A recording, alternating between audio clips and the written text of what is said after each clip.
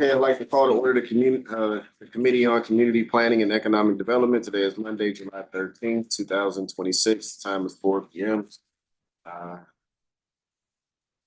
Start with the chairperson's roll call. I'm Julius Oliver, chairperson, and to my right. Cynthia McWilson, 6th Ward Council. Chocolate Pup, Mayor's Office. Derek McDowell, Mayor. Man Kitchen CPED. Don Noga, Community Development. Amanda Masinga, Finance. Adam Becky, Law Department. Mike Gray, 4th Ward Councilman and Committee Member. Alex Sorrell, WKBN. Stan Boney, WKBN. Michael Ferry, Sparkle. This Fury Sparkle. Joe Vitula, Corners Brook Spa. Kristen Olney, KO Consulting. Gina Magazine, KO Consulting. Matt Dallas, KO Consulting. Ty Beatty, KO Consulting. Sydney Canty, 21 News. Beverly Hosey, Community Development. Wendy Robinson, Community Development. Deborah Berg, Community Development. Don Montero, Community Development. Jen Holsinger, Economic Development. Ian Beniston, Youngstown Neighborhood Development Corporation. Steve Roszczek, CPED. Robert Booth, Law Department. Valencia Merrill, City Clerk. Hey. Under new business, we're going to switch things up a little bit and start with the at-home Youngstown program. Is that John? We finished up the at-home program about 6 weeks ago. As I sort of predicted in January, I went to Rich in the finance department and told him, I said, this is the second home buying season. I feel like these requests are going to come fast and furious, and they certainly did. Number of people that we approved through even beginning in March, I would say March, April, May of this year and into June was unprecedented. So talked to Catholic Charities. We honored everybody that was scheduled through June, that had an appointment through June. They stopped taking appointments at one point, and set aside money for those individuals. Also had money set aside for repairs that had been approved by me previously, and of course the money that we expended, and it quickly went the last spring of this year. John, can you start over a little bit and explain what the home program is? The at-home program was a program through American Rescue Plan funds that assisted people purchasing a home in the city with $10,000 in down payment, and then access up to an additional amount for repairs that were either what we called energy efficiency upgrades, which I think were sort of self-explanatory. If you needed to replace your air conditioner or furnace, wanted new windows, wanted to add insulation. And then the second half of repairs were things that were notated on a home inspection. So originally that cap was at $15,000. And then in March, we increased it to $25,000. What was the reason for the increase? We did the increase in the spring, thinking that there was a possibility that we wouldn't go through this money.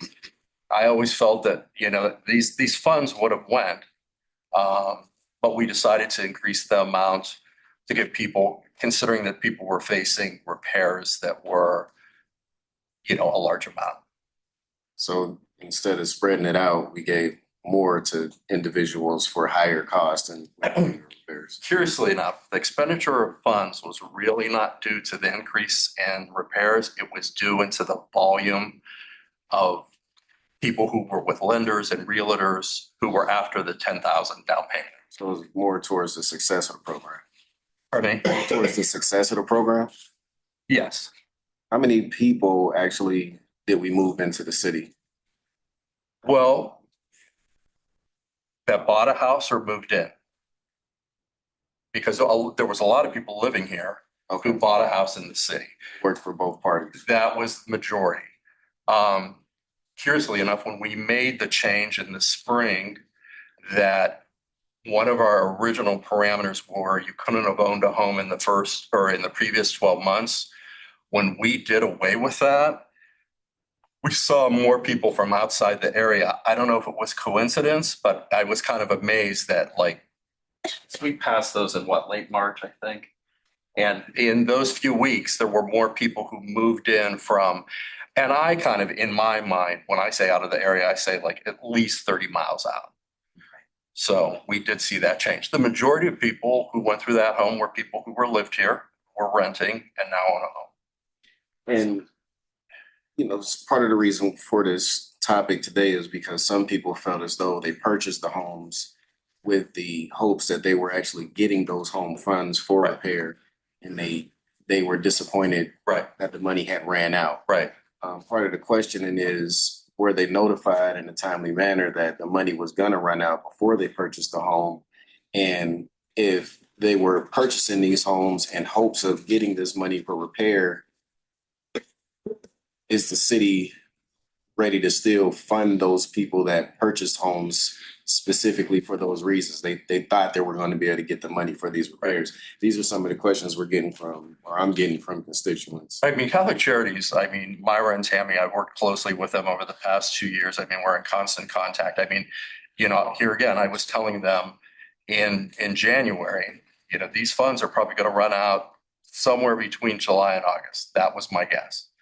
And so there was no, we knew that it was coming to an end and it was coming quickly. So they were advised of that. And I know that they told people, because the down payment, there was a process that people were approved for the down payment. Even if they haven't closed on a house, I was kind of tracking that, so I knew how much money we were going through.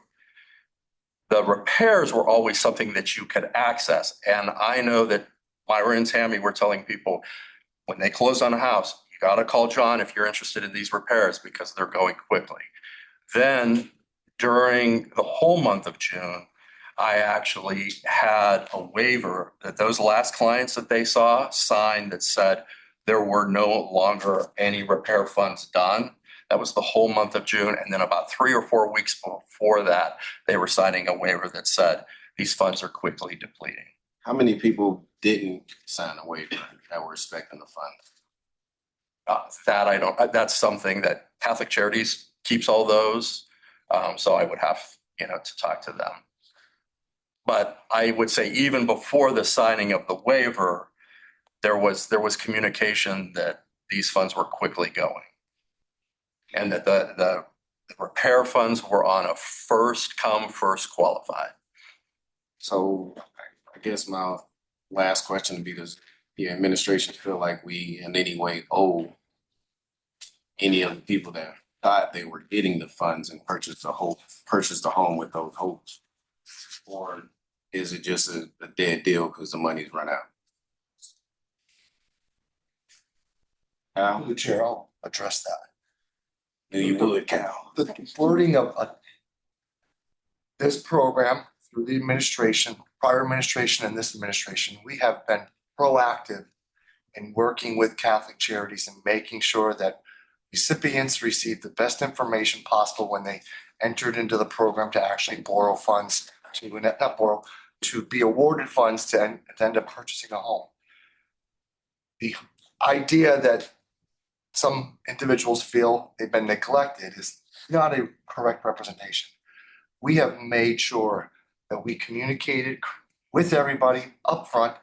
And back in January, when John and Mayor and Domain came to us and said, okay, what are we looking at with regards to what is remaining? And we're talking about modifying the program.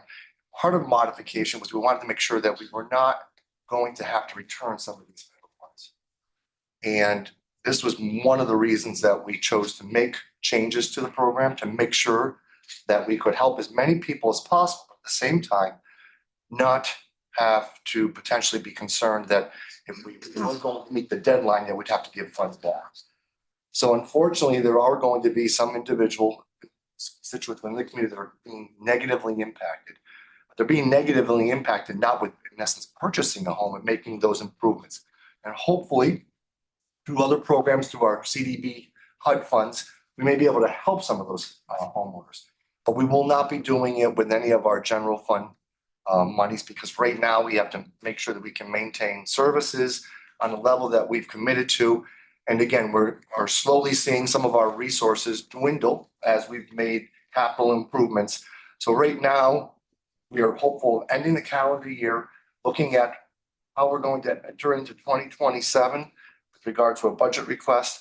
And then we will evaluate in front of council next June with our CDBG funds and potentially be able to use some of those if there are a number of individuals who went through the program and we feel that with council support that it makes sense to, in essence, fund that. But we would do that most likely with federal dollars. Questions from the committee? Mike? Through the chair. John, so this is the update, this. Yeah. Is that another item or is this part of the handout for this? Yes. Yeah, that is the update. And there is still, in with that home, there are still, Catholic Charities still has a few people that they had to see that like had to cancel an appointment in June that they had. They stopped at a certain date taking, but they still have a few people that are sort of unknown at this point. Also not reflected in there is, we, Catholic Charities, will be billing us this month and probably at least a month or two after. So, it's, those costs are unknown because they vary every month. Mike? And if you could just cover items 2 and 3 on here, I don't. So, John? yep, for the chair, I have The facade program. Mhm. The facade program and the landlord property improvement and match program. These are the two programs that are being managed by 717. The facade program was moving along pretty well, but with the changes we made in March, applications have really upticked extremely. Same thing with the landlord program. I know those figures maybe look a little bit, it's hard to believe, but the big change for the landlord program from it being a straight loan to a match program, they've been inundated with applications since we've made that change. So unfortunately, a lot of those are still in process. They've had people reach out. They don't have a dollar amount of even what might be pending, what they're thinking of using. But I can say that is moving along much more quickly. Mike? So through the chair, so when we say pending, so the total there, the to date and the pending are 3 million. So is it expended or is that what we're projecting to end with or? Andy Barkley from 717 explained to us that the pending, for various reasons, they have people drop out for whatever. They don't follow through with the match or the loan. He's saying that we're really getting close to the end, but he, at least as this morning, wasn't saying that we were at the absolute end because they were sort of balancing. And I think that they're doing exactly what was difficult for me with that home is that sometimes there's this unknown. You have people who've expressed interest, but filled out an application, but not have turned in their they haven't turned in their financials, what they're looking to spend. So I think that's the point that they're at right now. I think very quickly, especially for the facade, they can be out. Okay, Mike? thank you. Yeah, thanks for the clarification. I understand in managing that, you might have to account for that gap where when you're cutting it off, if what's coming to fruition and then kind of, so that makes sense. Yeah, and there is that gap. And I think all of these programs, in fact, that is one of the things when I went to Rich Harvey back in probably the end of February, he's like, I feel like you're way too concerned about this. And I'm like, you don't realize because you're not seeing the full picture because you only see what I give you that needs paid. And at that point, it's a done deal. I'm having conversations with, people who haven't closed on a home or haven't, submitted their repair requests. So there was always, you're right, it's a gap amount that, had to be tracked, but wasn't truly reflected in any sort of financial spreadsheet. Okay, thank you.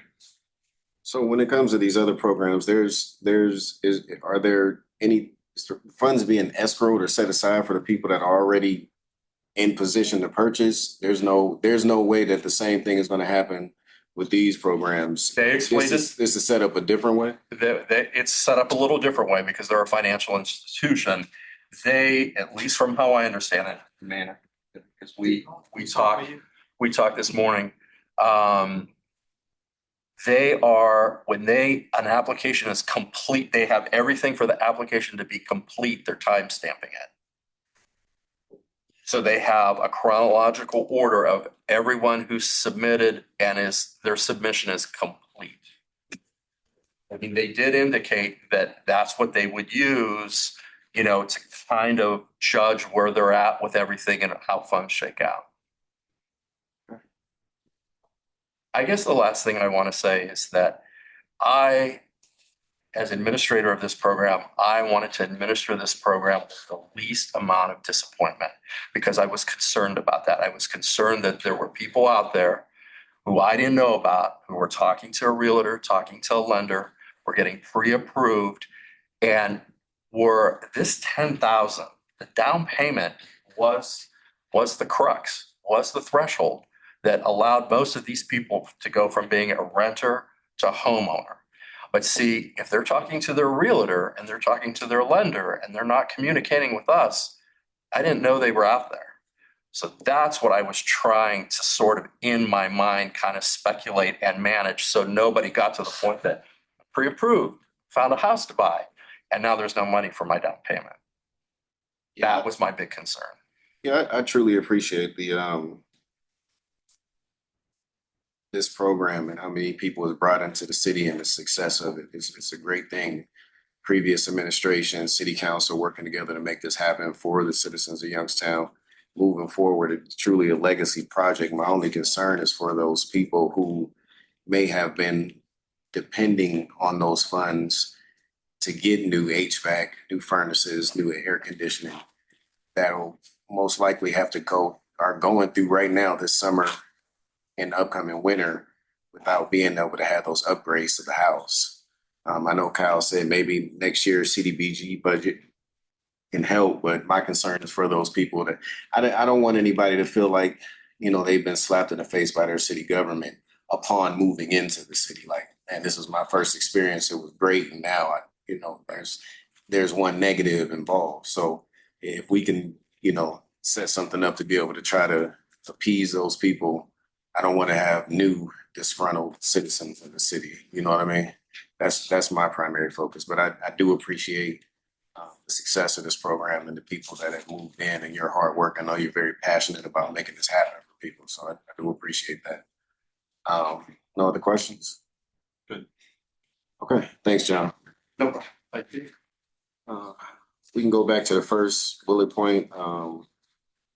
Grants, downtown businesses with KO Consultants. You can come to the table. To the table? Yeah. Can I just stand? No, yeah, sit at the table. But it's not just me. Yeah, everybody can take a seat that needs to. There's 2 seats up here. Dave, have to give you a seat. Oh, no.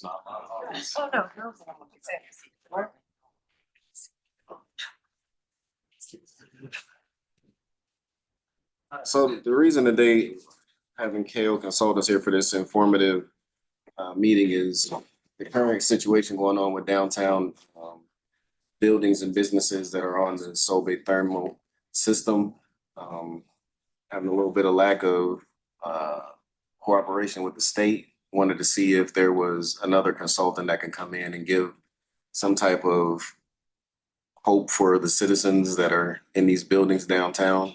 So that was the reason for having KO here to see what you guys think you can do for the downtown businesses and building owners. Sure. Kristen? Sure. So my name's Kristen Olme. I'm CEO of KO Consulting. How long do I have? You got 3 minutes. Okay. I'm just playing. Take your time. So we are a community and economic development firm that, we lead with grants, but we offer planning, business assistance, government relations, the entire package. Julius and I had some conversations about, would I like to present the firm and what we do at a meeting, and I said sure, specifically as it relates to grants in downtown. We don't presume to have all the information in terms of all the background and the different conversations you've been having internally, externally with other consultants, but we certainly feel that we provide a holistic enough approach that should we be brought to the table, every community economic development project we work on, we've been successful. Most of your sister cities are our clients. We would talk to our experience with them and what we've worked on in terms of major and minor economic development projects. Obviously, have a lot of background, at least on energy districts and some different things that could be presented, but I don't know I'm not gonna presume to know the bandwidth as to where you're at right now in this project, where you're at with planning funding, where you're at with implementation funding, public versus private. But we certainly know that we have the expertise to bring some help to the table. Which is one of the reasons why I get to be the face of KO, because I am KO, but I'm not the one in and out doing the work day in and day out. That's why I brought my team with me. This is the part of the government team. Ty is a senior consultant with our government division, did a lot of brownfield and development work in New York. And then Gina and Matthew are our policy nerds who do our day-to-day research, databasing, grant writing. So when we come to a project, it's not just me, it's the full scale of the expertise of the team. So I really just, in a public setting, it's funny because I've wanted to do work for the city for a long time. We're located in the city, we're local, my whole team lives in the valley, but we've never actually been approached to present. So just the chance to talk about the scale of what we do. We are comprehensive. We could do planning, we could do the grant, we could do the development, we could do the government relations, and it's certainly not just me. We are now a full-time team of 12 with part-time staff of 2. I know you now have some great new folks on your grants team. You have a great economic development team, but our role is really to come in and supplementally help where you're lacking. My background, I spent a decade as the grants coordinator for Mahoning County. I built the firm. If the commissioners had come and asked me, what do you need to be more successful? That's how I built the firm. More strategy, more research, more strategic wherewithal on using more tools in the toolkit from economic development, the way other cities and states and municipalities are doing business. We need to bring those strategies here. So I was always cautious because if you want the same old, we're not the firm to hire because we think outside the box, we think creatively. And we have too much talent on my team to waste on old strategies and things that don't work. So we very much would love to be a part of the solution for downtown, just figuring out what that would look like. That's my high level pitch. I would let my team add anything that they would want to say. Specifically, we do believe we can help with some long-term, short-term mitigation of the issue. Obviously, downtown has short-term needs, midterm needs, and then a long-term strategic outlay that's, hundreds of millions of dollars. And that's the way we've approached our work with the government clients that we have is, hey, we can get small, short-term wins of the $100,000, $200,000 grants, but you're not going to get to the long term without the outlay strategy and planning. The clients that have bought into that, we've been very successful with. And then I told my team I was not going to talk. That's why I didn't want to come to the table. You want me to go? Sure, anything you guys would like to add, or any questions you may have. Say your name again. Ty Beatty. I'm a senior consultant with KO Consulting. I lead our government division. This is our government team, Matthew Ellis and Gina Magazine. As Kristen said, we've basically got the city surrounded. We have a lot of municipal clients right on your periphery. We're having a wide range of success with them on a whole series of issues, from as small as recreation to as large as infrastructure improvement and housing stock planning. I also just want to reiterate that we're affected by the SOBI issue. Our office, as Councilmember Ray can attest, is in the Ohio One building. So whatever happens this winter, we're going to be dealing with it. Whatever happened last winter, we were dealing with it. I think between Kristen's experience, particularly relative to wastewater treatment, and I've got some experience from New York City in a series of alternative government structures and ways of paying for major projects. I think we could definitely be a help at the table talking about SOBI and the steam heat. And we're open to any questions you have. I guess my specific question would be how, we've been looking for help and funding through the state, through the governor's office. When it comes to grants or whatever other financial help you think you can provide or get for, anybody that's on the system or even the plan itself. How would you go about that? And do you have any experience already being successful in these areas? Well, we definitely have success in the grant realm, public, private, philanthropic. We've got success across the board. We're about to go meet with another municipal client, let them know that over the last 2.5 years, we've brought in more than $2 million for them. So success with grants is not an issue for us. From a planning perspective, certainly there's a lot of conversations that would have to happen around the steam heat matter.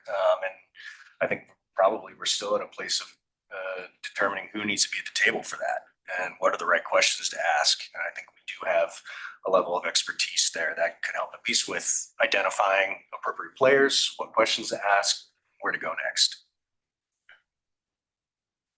Any questions from anybody else?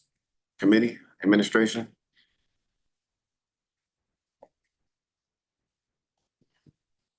Okay. Well, thank you. KO, you can give your information to the administration. Hopefully they'll be in touch with any other grants or help that you can provide the city. Great. Appreciate the information. Thank you. Does that mean we're dismissed? Yes, you're free to stay if you like.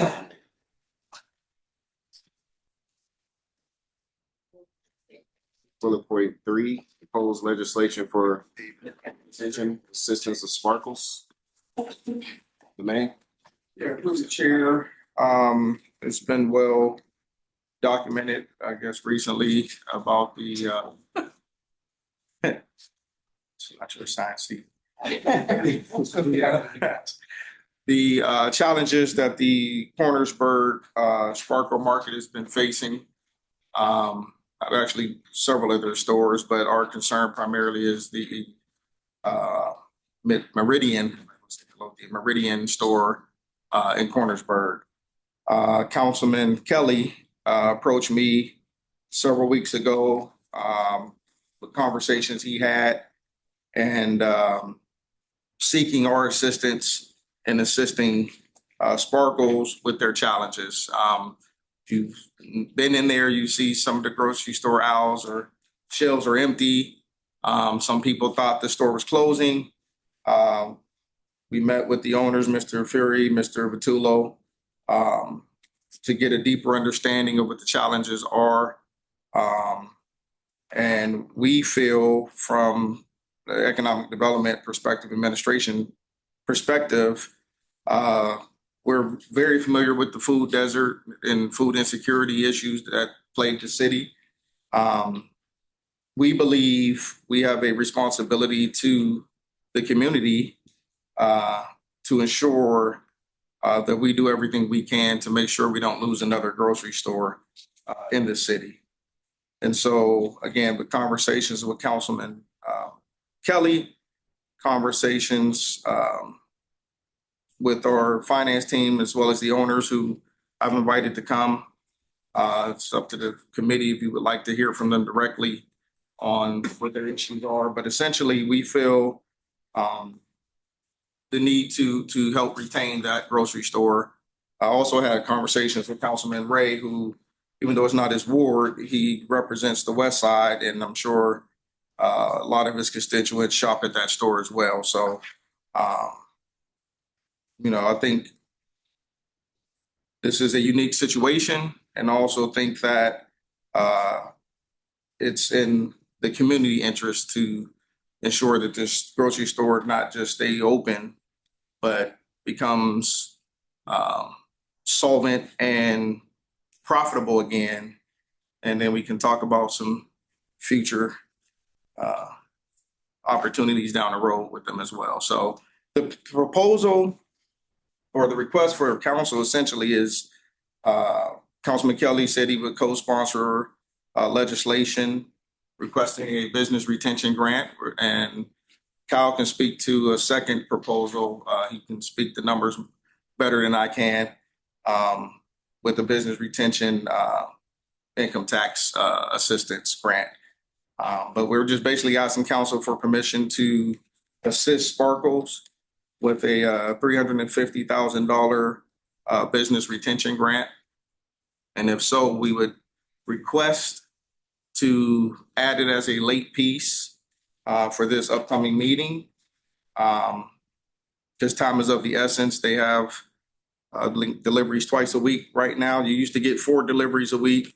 Now you're down to 2. Part of the reason the shelves are empty. It's a cash flow issue, so we can assist them in getting those shelves stocked as quickly as possible. Not only will that help, them, but it helps the community so that they don't lose their customer base to, I guess I'm allowed to say it, Meijer or Walmart or, somewhere else in Austin town, which is kind of the next closest option for people over there.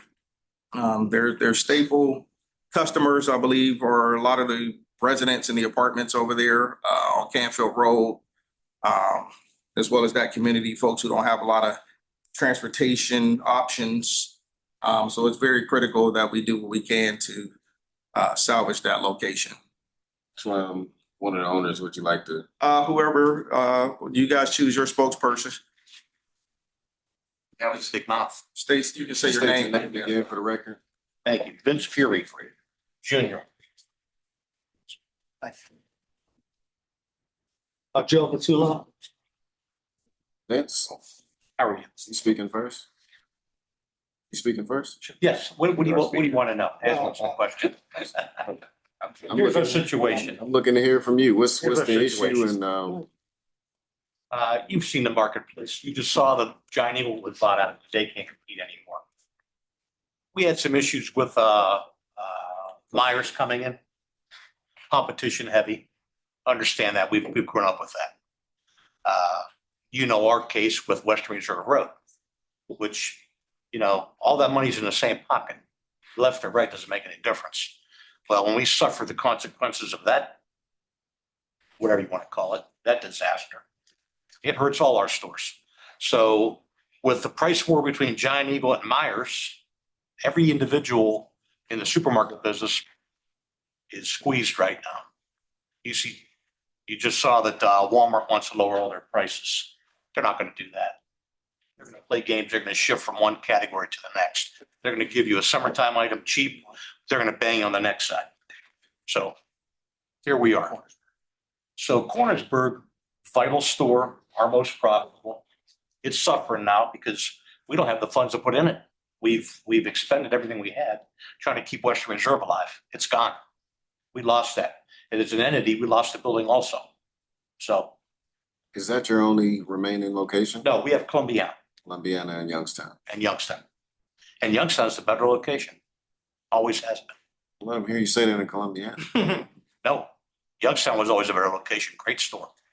Domain? And I just want to be clear, we're helping the Youngstown store, not the Columbiana Yes. store. So next question. Yes. I already know. Yes. That's We'll deal with Columbiana ourselves. Anything else from Mr. Patula or? Yeah, if you don't mind, Domain, thank you for the time. We've owned that store since 1992. It was profitable almost immediately. And it's been a great store for us. Domain phrased it perfectly. We have a lot of captive audience in that neighborhood. We just can't get to another grocery store. So this would enable us to get that center store addressed. Our center store is suffering greatly. It's empty. And our employees are answering questions that they don't have any, they're not responsible for. So we're trying to, but they're loyal. They've stayed.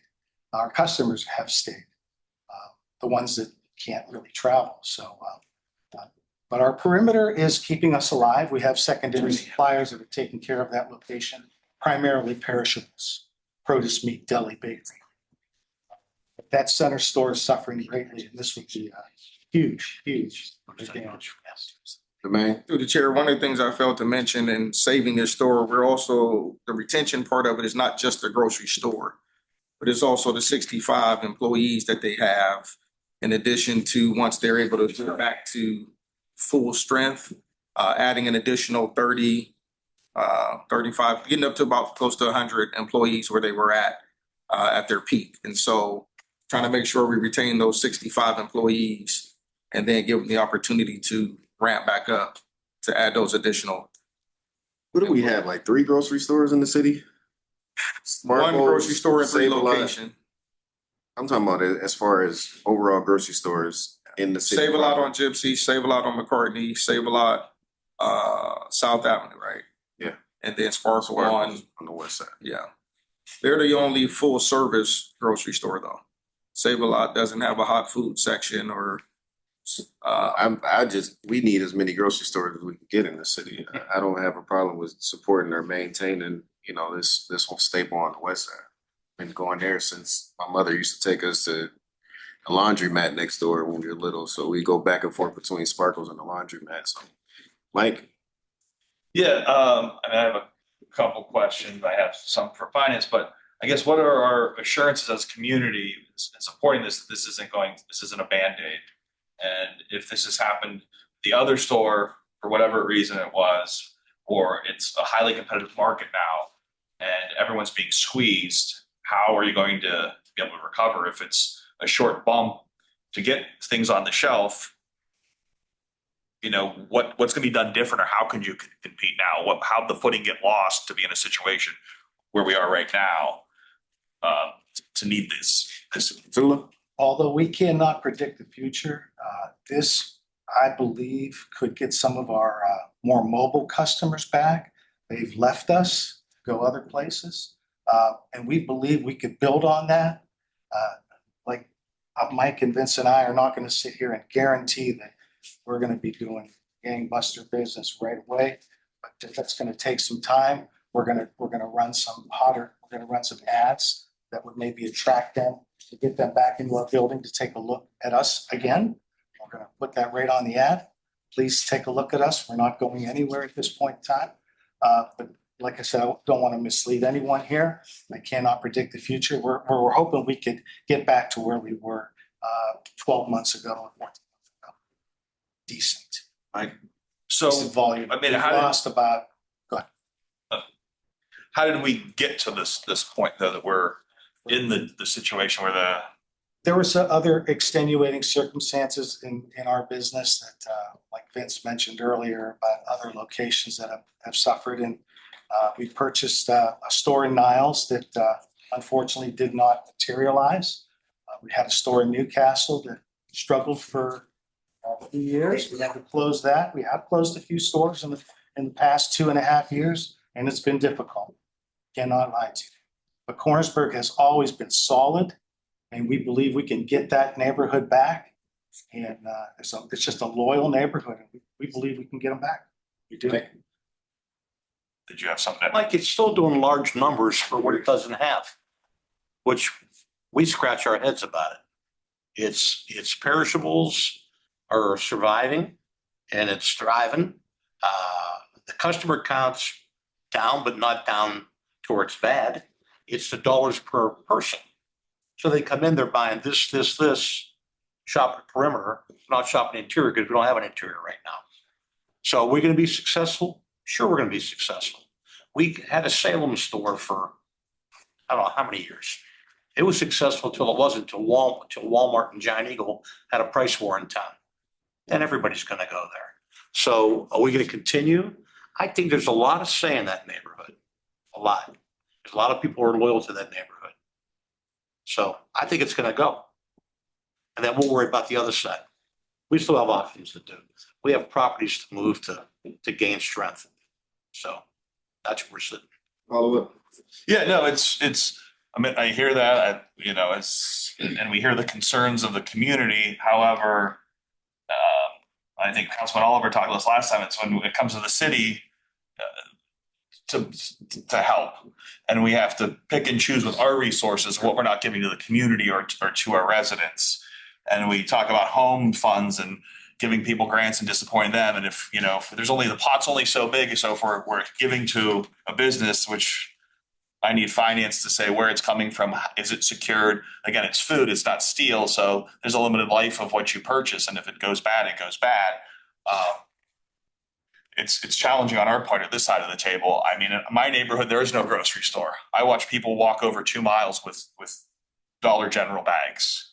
I watch someone get on a bus, and when I come back from running an errand 2 hours later, they're getting off the bus 2 hours to get groceries. So I really see how the most vulnerable people are affected by this, but I also have to remember that we're a steward of the tax dollars, and we have to be responsible. Is this something worth betting on?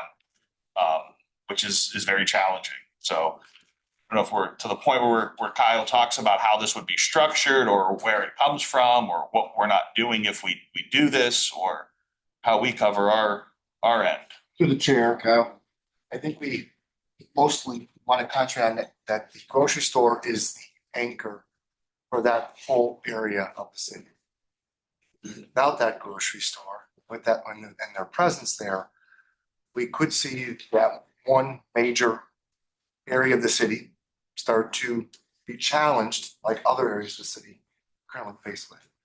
The administration, along with the finance department, understand that, yes, we're asking council to consider a one-time grant of $350K that would come out of the business enterprise fund. That fund has those resources in place.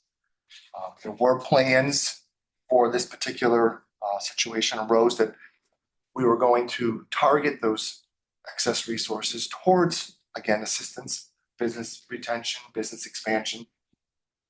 But when we looked at the grocery store being such a significant part of that area, it kind of falls into the same category.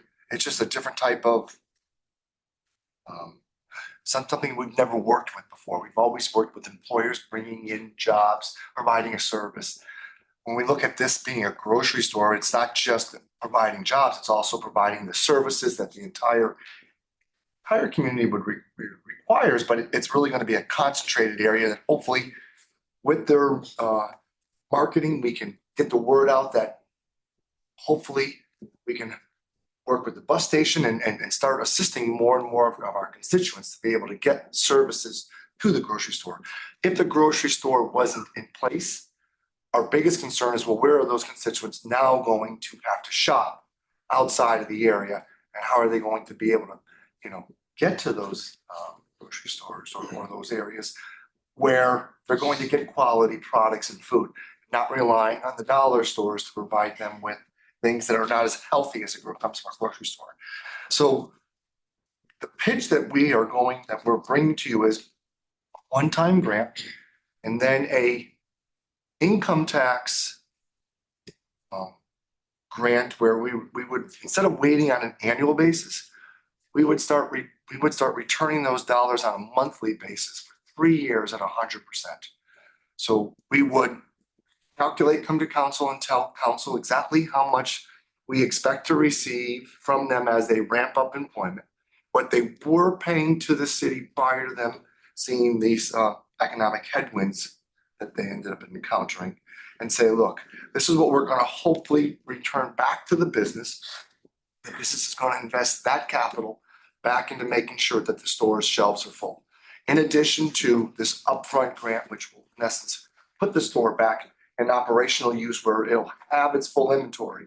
And then we hope that the constant cash flow that will be generated by sales and then rebuying products and putting them back on the shelves, along with us returning the income tax monthly, they will be able to, in essence, get a solid a solid footing and be able to sustain themselves moving forward and hopefully be able to come off of that. We'll promise it up for 3 years and see where they are after 3 years. And hopefully they'll be on a solid footing and we will have, in essence, provided the incentive for them to potentially look at something, expansion someplace else in the city. Right now, we believe that without our investment, eventually we most likely are not going to have a grocery store in the Cornersburg area of the city. Mike? So through the chair, so Kyle, this is a grant. This is money that we are not getting paid back. Correct. The one-time upfront grant will be predicated on certain guidelines that we will develop in Board of Control and the Law Department, where there'll be some provisions to guarantee that if something were to change, we will be able to get those funds back. And the second proposal will be introducing that income tax grant, but instead of doing it on an annual basis, we will do it every month, where once they make those payments to Rita, we'll be turning around and returning those dollars back through an expenditure out of the city's general fund. We have in place funds that are already currently budgeted. There was talk of some additional businesses that we were going to be coming to council and pitching this same type of expansion. Not similar to this one where we're talking about giving 100%, but we know that we've got new entities moving into the city, which is bringing in additional income tax. So in essence, we're going to hopefully use those new resources to assist them by returning their income tax. And under the agreement, they're promising to put that money back into purchasing inventory. So Mayor, I know you've been trying to get some type of funding for Sparkles for quite some time. I guess my question would be, why Sparkles and why not every other struggling business, particularly in our downtown? Yeah, we lost West 34 for whatever reasons. You got businesses talking about closing up constantly because they can't maintain, they can't meet payroll, they can't pay utilities. And that's happening all over the city, not just downtown, but we hear it the most in downtown. So I understand it's a staple on the west side and it's a staple in that community. But what makes Sparkles any different than any other struggling business in the city that needs these funds as well? Through the chair. Mayor? Thank you. If they remember, they were one of the first meetings that I had. I stopped at the Sparkle early January coming into office. And I witnessed for myself those shows. I lived in the Cornersburg area for some time and shopped there myself. I think during the winter weather event, I went there and purchased donuts from Sparkle for the street department so that they knew the work they were doing over that winter weather was appreciated. And so I know the word staple is a word that we use, and certainly in the time that they've been there, they have garnered that reputation. But there's another word, I think, and it's stability. That we've considered this in the essence of stability for that community. And as we've all alluded, not just in the case of Sparkle, but in the case of the at-home incentive programs, Mike, you alluded to with Councilman Ray, we know we're a city with limited funds. We know that we wish we could help each and every one of those businesses. Wavels is another one of those entities that we have to watch and try and figure out a way to support. And I wish that we, the city, had the funding to support every single one of the struggling businesses. West 34, Penguin City Brewery challenged in some of their operations.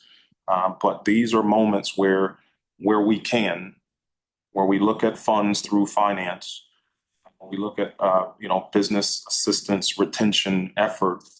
Staple is one word, but stability of an entire community comes into play in some of these instances that make them unique, where we're not trying to set some new precedent where we're going to go around and promise everybody that we can save. But we have casualties that we cannot count the cost of. And I believe that Sparkle meets that threshold, that we cannot truly count the cost of the loss of another grocery store in our community for the sake of not only the sentiment, not only the staple that they are, but the stability that they bring to an entire community. So again, we recognize the importance of being very careful in setting these moments as precedent, because they're unique evaluations that we have to make. And it's at, the work of us arriving from the administration, working with council to see if we want to both partner and set this moment right, if we can. Thank you, Mary. Mike? Through the chair. No, I think everyone understands the importance from the emotional side, but the way my mind works is the technical side. And I work in business, and I couldn't come to the table and ask someone for $350,000 without something in writing. I need some kind of financial guarantees or understanding of the financial health of the business. Because if they close tomorrow, or they can't make it through 6 months, or even to get there, that $350,000 isn't a good investment. And we talked about the economic impact of the neighborhood. I understand that's an anchor. How do we quantify that? Whether it's, if we don't have the resources in-house, can the Chamber of Commerce help us put that data together? Can Jobs Ohio help us put that together? Could the Port Authority? Somebody has to have economic data that can tell us what this leads to or how it starts to unravel. We all remember South Avenue was like someone lit a fuse. I mean, that thing just burned and blew out in no time. So we don't want this to be the lighting of a fuse, but I need something on paper that I can go back to my constituents and in my good mind and say, here's the payroll. Here is the water, the wastewater, all quantifying that whole economic impact of what that hole looks like if Sparkles is gone. You don't want to lose the spark in Cornersburg. There we go. There you go. I know you were waiting for one. Good advertising.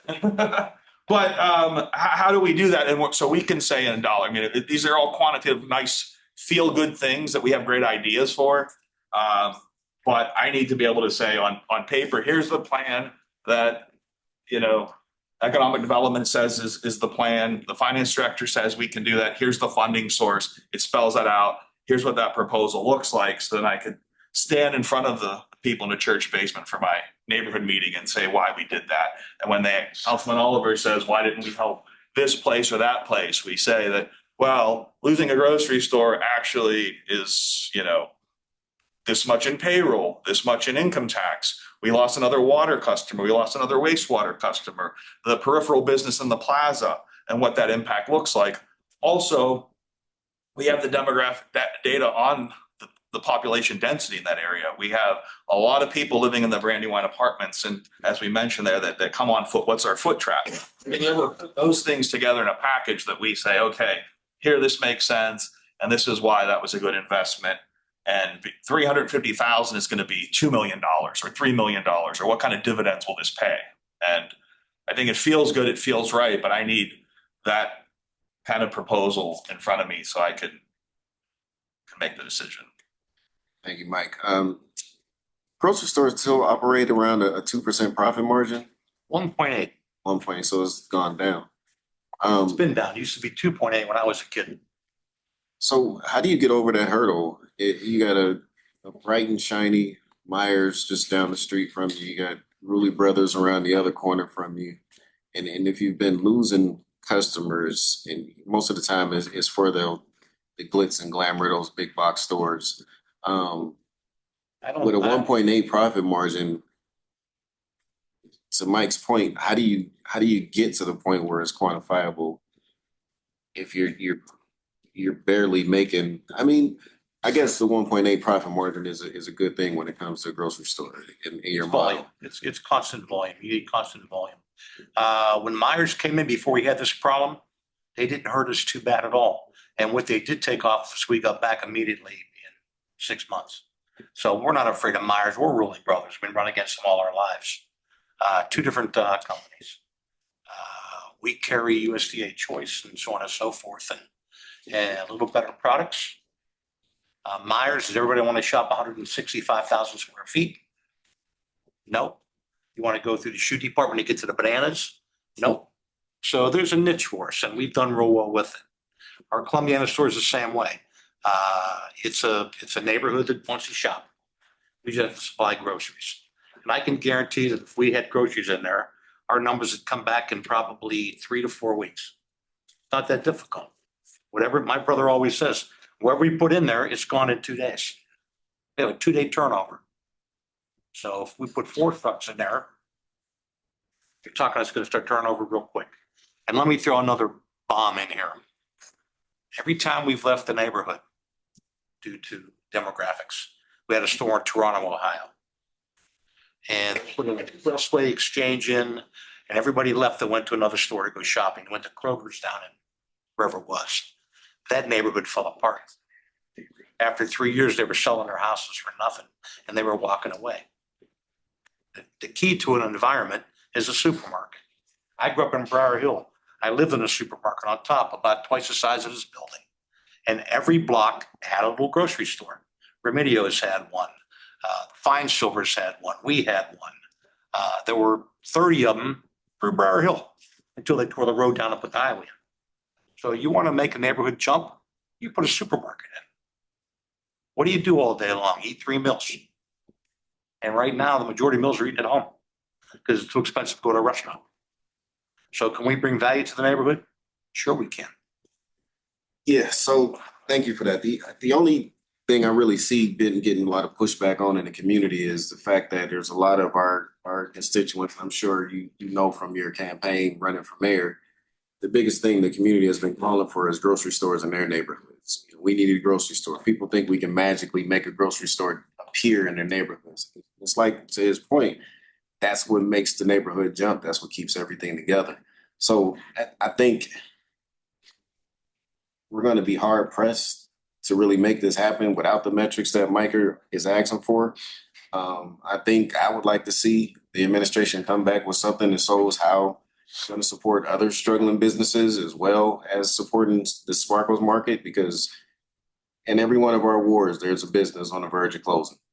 And every one of them can consider themselves a staple of some type in their neighborhoods, particularly downtown on Federal Street. I would like to see somehow these homeowners that were expecting to receive these dollars from the city, they're going to say after seeing this on the news today, well, if you can give $350,000 for Sparkles, you can give me the $10,000 for my furnace. It's going to happen. So, and I know we can't help everybody all the time, but right now, along with the Sobe Thermo, this administration is showing that they're ready to go outside the box and do some things that haven't been done. I would like to see some of those things come back to us along with this piece. That's my request from this committee. Anything else, Mike, Cynthia? No, and through the chair, if we, we're meeting Wednesday, right? Yeah. So if we can't, get everything in order that we need to see by then, I wouldn't think that this is important. It wouldn't be out of the realm for another meeting. That doesn't mean we have to wait, another month till we meet on recess. I think that getting our colleagues together, if it's important enough, we would be able to have a special, if necessary. We're talking about something that is not run of the mill. I mean, this isn't an everyday thing. We all know that is the number one thing we hear about repeatedly for the last decade is grocery stores. It's a primary concern. So I guess I would just ask, our ask would be, how do we package that? Was that clear? I mean, through the chair domain, the kind of, putting that together in a package for us, is that something that is, we can get? Through the chair, a couple of things that I need for clarity. One, the questions you asked or the questions we posed, that's how we got those job numbers. I guess we can put some stuff together. I think you mentioned, water bill. I guess I can get with Commissioner Johnson and find out what their monthly water and wastewater bills are. That's information we should be able to pull down rather quickly. What I don't know, and Kyle, you can chime in on this, is what's reported, I guess, to Rita in terms of, what those numbers look like, what's reported to Rita every month in order for us to rebate. But really, it's a matter of how quickly you all can get us those exact numbers on, how many full-time, how many part-time. I don't need to know which department they're in, but we discussed it. But, if you're at 65 right now, just at that location, we can get you some of those numbers that you mentioned. I can't remember everything you said, but I don't know how fast Cal can get any numbers from Rita. But I guess my clarifying question is, if we get this information in the next 24 hours or so, would you all want me to send it out to you as an attachment with the answer to these questions? Or are you recommending the next special meeting in August? Mike? Through the chair, I would say my preference would be if we could, I can't speak, there's not even half of our body here at the meeting. So if I knew what they would do, I had that kind of foresight, I would be sitting here. It's always a gamble. So I think we need that. And a lot of this will have to be, the best way we can do is package it again, so that we have this proposal that says this is what it looks like. And some of the things Kyle mentioned on the incentives and looking at what the whole package looks like. And even, the neighborhood data on there of what we have in there, the density, why this location makes sense, why it's justified. And any of that data, I would hopefully, if it could be done and worked out, we have enough information, people are comfortable moving forward. I don't know how my colleagues will react to that. So I'm saying I'd be willing to, we've done it plenty of times, I think we never just have two special meetings in the summer. There's always something that comes up that we have to pass a package or something like that, or there's something that needs our attention. So I don't know if it's too tight of a deadline, we're talking about Wednesday to do that, but I also understand time is of the essence with you as well, so we get that. I would imagine you're gonna receive a lot more of the same questions from my colleagues that I proposed today, same as Mike. I don't perceive this being a easy thing to get through just because of the situations that each council person are already dealing with in their wards. So I would say as much information as soon as possible, the better. If I could, through the chair, so I would. Cynthia has something. Oh, I'm sorry, I didn't see Okay, it. yeah, so how long has, I live in the 6th ward, 5th ward. Well, I live in, I was in the 5th ward. Let me go ahead and clarify that. So now I live in the 6th ward. But, I do travel and have been going to the farmer's market for many, many years. Right. And yeah, it would be terrible to lose that. And I hear what my colleagues are saying. And, people, they get into a habit that they go to the store and then they try to find something and it's not there. Instead of going to 2 or 3 different stores, then now they're going to go to one store that they know is going to have everything. And I know you guys have experienced that. So my thought is, like, you're talking about bringing in employees, but then you need food and so many people are getting laid off and everything. I guess just a lot of different things that are going on. So like the advertising and then trying to get that base back, I would like to see some type of a plan, how you would do that. We have the bus route, people, they can go ahead, get on the bus, go out there to Myers, to Walmart. My kids, they get groceries delivered all the time, so they don't even go out to the stores. So I know that's a lot of things that, that you guys are fighting with. So I agree. I don't know what our other colleagues are going to say, but I think those are like some definitely valid questions and concerns that, we have, and, needing a plan in place. Mike? I think Cynthia brought up a good point to is there a marketing strategy of what that even looks like and how that is scaled up?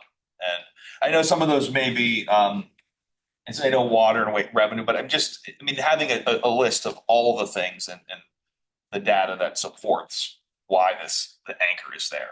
We have that data. 1 second, sir. I'm sorry. Mayor.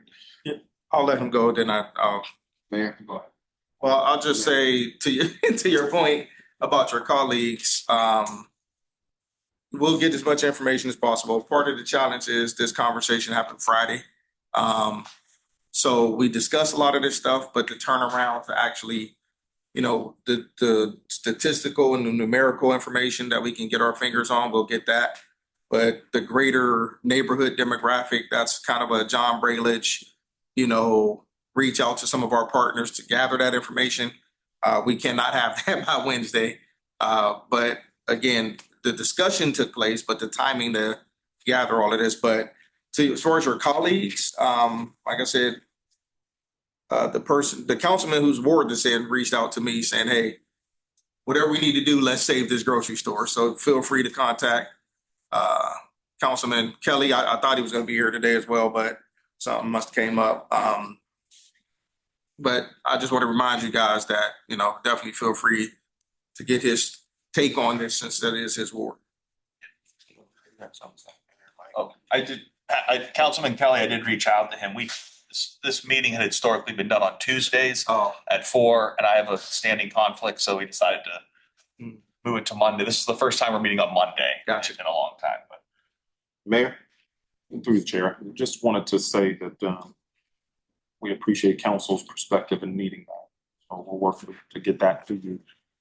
The reason I chose the word stability is because when you look at the moments that we're having, we've had this challenge before. Councilman Oliver, in your ward, we began, I think immediately Cal came to me with legislation as I took office for this business site grant for a project in our own downtown. And we've looked at that project as an $18 million investment, not for the precedent of the city getting involved with business development, but because the exacerbation of Realty Towers explosion created a situation of instability for our downtown and our community, not only in the residential living that was available to our city, but the comps that lenders need to feel confident about investing in our city. And so that's what makes it even more unique. And so if we compartmentalize these moments to what becomes much more unique beyond just businesses asking for our assistance, which we know there are many, into the instability of the market needs us to consider stepping in place here, where a realty tower exacerbates downtown living and lenders. We needed to step in and consider assisting a developer in an $18 million project, get those comparables back. I think if we want to have the stability of making other grocers feel confident about coming into the city of Youngstown, they will not come in an environment of instability. And we're just asking council to consider that in this instance, we will package it so that we can digest it and we can all look at it. But I believe it meets that standard of it could create an instability that makes not only that community much more vulnerable, but the market much more vulnerable for any grocer. The loss of Schwabels brings instability. We know that. And it sends signals about the city of Youngstown that if we can work with those community partners to keep that stability, these become comparables for other communities and other wards that we can use and say, we do know how to get unique, as you stated, Councilman Oliver. We do know how to get very creative with our economic development tool. We do need to make sure we compartmentalize in our conversations with the community to make sure they know that a $20 million Smart 2 grant is an ODOT Department of Transportation grant and can't be used. I hear people say, why didn't they use that money for something else? The American Rescue Funds were reported to the Treasury and could only be used for residential programs like the At Home. These business assistance grants, they can only be used in specific compartmentalized ways. We would love to be able to help the community as much as we can. And I believe we're just getting started. We want to look at ways we can continue those programs. John Noga, Domain, Stephanie, his entire team are looking at, I got a call from Ryan Kelly actually earlier today, making this same lobbying statement. You all were able to help over 300 people with housing with this down payment assistance. How do we keep that going? There is a desire from all sides, I would believe, to hear those kind of successes and say, how do we figure out how to keep that going? He lobbed a proposal at me that I won't insult council with, but you know, I think some of it was to be considered. You know, how do we arrive at some of this remaining funding that's in that program and do right by more folks in the community? So I chose the word stability because we know if we have an unstable market out there when it comes to grocery stores, food access, comps for downtown residential living, those meet the standard of intervention from the city for us to consider. So thank you all. Stability is going to be the primary thing people are looking at and making a decision. We're in an environment right now where the market is bad for grocery stores. So we keep seeing local grocery stores close around us, whether it be in the suburbs. You got the South Avenue, Sparkles closed. You got the Sparkles on Western Reserve. I mean, I know there were other, extenuating circumstances around that, but when it comes to housing and the 500,000 for $18 million project, we have a shortage in housing right now. So it's like, we know by investing in that housing stock, that money is going to come back to the city one way or the other. That's a guarantee. When it comes to supporting a grocery store, it's just a huge question mark. And I don't think anybody would have any question about actually supporting it. Do we want to see it stay open? Of course. You know what I mean? If not just for nostalgic reasons. I'm sure we all have, history of going to that store shopping with our grandmothers and moms. But stability is the key here. You know what I mean? If we do invest $350,000, how do we know that's going to come back to the citizens of Youngstown in a positive way to where it's meaningful to everybody moving forward? That's the question. So, I mean, do I support? Yeah, but do I need to get there? Absolutely. Mike? Yep, good chair. I share your sentiments. Not to put you on the spot, Ian, as being one of our major economic development partners, I don't know if you have any observations from, if you don't, I mean, don't leave it on the spot, but I know, knowing neighborhoods, knowing, planning and things like that, anything that would be, an observation from just losing an anchor, or, what it takes to even get one. I know you've been in conversation for years trying to attract grocers to the community, so. And don't forget his Fresh Mart. What's that? Throw an ad in for his Fresh Mart. Oh, it's Fresh Mart, yeah. So I don't mean, if you do have any Sure, observation. nothing that hasn't already been said. I mean, I think the investment, there's risk in anything that we do. I mean, I think it's worth the risk, is what I'll say. Thank you. Adam? Yeah, through the chair. I don't mean to be too much of a wet blanket, but this legislation is going to be complex. We're going to have to put findings in it to make sure it's compliant with our charter and the state constitution. The grant agreement itself is probably going to be somewhat complicated. Mike, to your point, figuring out what type of security or clawback stuff we're going to do. Gentlemen, what is your attorney? I know on the Western Reserve litigation is Jay Blackstone. Yeah. Is that who I should reach out to, or do you have separate counsel for this grant agreement? We're gonna have to.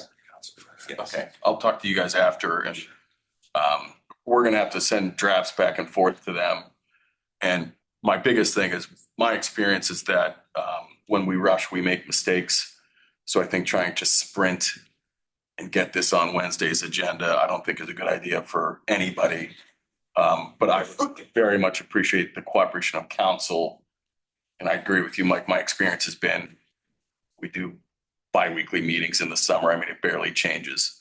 So if we can at least try and get another meeting before the August meeting to consider this once we put it all together, and whatever else we have coming down the pipeline, I would greatly appreciate that. Mike? I'm always amenable to meeting to do city business when we have to. I know we try to plan, but it doesn't always go as planned. So, I mean, we can't control all of that. It's a pressing issue. I don't mind having Yeah. more meetings. Sure, there'll be other things on the agenda as well coming up. Yeah, just, on a final, I'm just reminding everyone, I know we have media here and that people watch, make sure we are patronizing our local businesses. And we are keeping our dollars in our community, whether it's from groceries to anything, going to who's close by and not driving a little further for something cheaper. I mean, it's necessary. We need to be invested in our community, of course. Also, too, I know sometimes we get frustrated on this side because it seems like people are always looking for us to solve the issue. And, when the times are good, remember us too, because we're still here at the table. So Spread a little spark throughout the city. Yeah. Anything else? Nothing on this? Nothing else on this? No. So, again, I we have the bottom dollar thing on here. Yeah. Okay. So I do want to see something support needs. Thank you. Homeowners. Thank you. Thank you for your time. Thank you. Last on the agenda, the RFP for bottom dollar. Through the chair, similar fashion, well, we all know the history with the bottom dollar. I don't need to start going down the historical path. So I'll just pick up where met with current six-ward councilwoman, Wilson, to kind of get her take on things and share from our perspective where things are. And a lot of conversation, a lot of public, whatever, noise or back and forth. Ultimately, we are at the point where we feel the best thing for the city and for everyone is for us to go out for RFP on this building. There's interest from several parties, not just the ones that have been the loudest, but there have been several folks interested. No matter who ends up there, the only way they can end up there is if we utilize the process that we have, which allows the folks who are interested to submit their proposals Talked to Councilwoman Wilson, as we mentioned. She's in agreement with us, willing to co-sponsor the legislation that allows us to go out for proposals. Attorney Fritz already had an RFP drafted up from before, ready to go. That was never authorized. But we feel in order to move this thing forward, to get some resolution, the best thing for us is to do the request for proposals. And anyone who has an interest, they are free to submit that proposal, and may the best proposal win. And we can move forward, putting that building back into productive use, generating revenue instead of costing the city money. And that's pretty much what the request is. It's not drafted. It's just conversation with you all. We had a conversation with the councilwoman, and we all agree that it's time to move forward and get a resolution on this bottom dollar building. So I would guess that there's been no more movement when it comes to the infant mortality center. That's a dead deal now, right? Village of Healing. Yes. Village of Healing, I believe the mayor shared before in this public setting, his conversation. You want to? Yeah, through the chair. We had a conversation with them as it pertains to this specific site. Right. They were in a position where they believed we needed to move on. They would give consideration as we develop relationship through this administration, and we still proposed, and even then proposed additional sites that we could look at. But the product, because of the site and the partnerships with previous administration working through entities like the port was a representative of a new entity now that's interested in this same site. So that cut off an angle and a pathway for us to work through that entity. And so we're still welcoming entities like Village of Healing to our community. But with this specific site, we didn't believe we could reach an agreement that allowed them to be the tenant. And so we had to move on. And again, had that discussion with Councilman Wilson and, other interest this specific moment, right? We just knew that that building's been sitting for quite some time. I believe came back into the city's possession sometime in 2023. Even prior to that, I believe had been vacated since around 2015, awaiting another tenant since 2018. COVID hit, and so we're ready to really open this up. That's why we've chosen the process of a request for proposal so that we can gauge real interest through a real process. Does the moratorium still stand for that not being a grocery store ever? Is that's me? Whoever would know. Oh, so I have no idea. At the time when Aldi's purchased the building, purchased bottom dollar, at the time they had put a moratorium on it saying it couldn't be a grocery store again. Was that a forever thing, or do we not know? Was that temporary? Was it a moratorium or was it a deed restriction? I guess If it's a deed restriction, then it stays on the deed until somebody removes that restriction. If it's a moratorium, it would have had an expiration date at some point. I had always heard the word moratorium. Yeah, I wasn't around. I don't know, Councilman. You know it all, Adam? I do not. One of the other things I wanted to say through the chair, if I may, sorry, Mike, is that the longer this building sits empty, the less valuable it becomes and the more deterioration occurs. And so we feel, at this point, it's best to cast our net, see what we bring in. And again, where it's costing us money right now, we need to be in a position to generate some income tax and some revenue on that building. Agreed, especially with the significant investment already in it. Mike, you have something? No, I don't know. Okay. So through the chair, I guess we would, Adam, you can even chime in on this, but with Fritz, we'll look at what he has. I don't know if you've seen what he has, but if you all are okay with that, of course, Councilwoman is willing to co-sponsor. Are you guys okay with that being a late for this Wednesday? Or is there something else you need in addition to that? I'm fine. Valencia, we need to make a motion to move this forward for this meeting? No, because it's not even in front of you. It's just a question. So we'll see if get it and what time we get it, and then I'll If copy through and send it out to all of council. It's gonna go on. Like what happened to Adam? Yeah, I mean, we should be able to just pull, I mean, the request for proposal legislation is pretty generic and like the main said, Joe's already drafted the request for proposal for that. So we'll look at it in the morning, get the legislation done and maybe we'll get it to you by noon at the latest. That's okay. Okay, Cynthia? Anything? No, I agree with everything that Maine and we spoke about the issue, and the best thing that I see moving forward is to go ahead and have the RFP drawn up and move forward with that.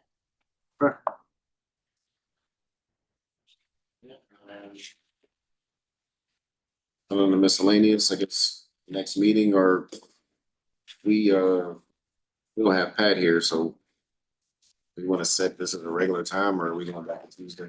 No, I thought we decided to go to Monday.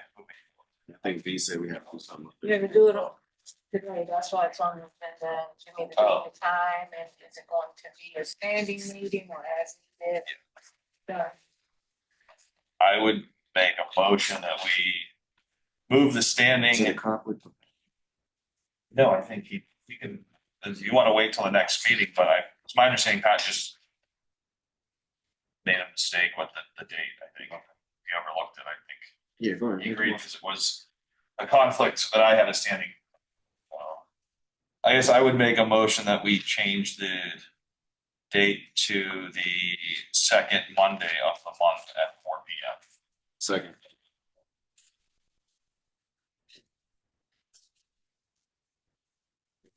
Actually, if you need anything else, so. I will make a motion to adjourn. Second. We are adjourned at 5:22.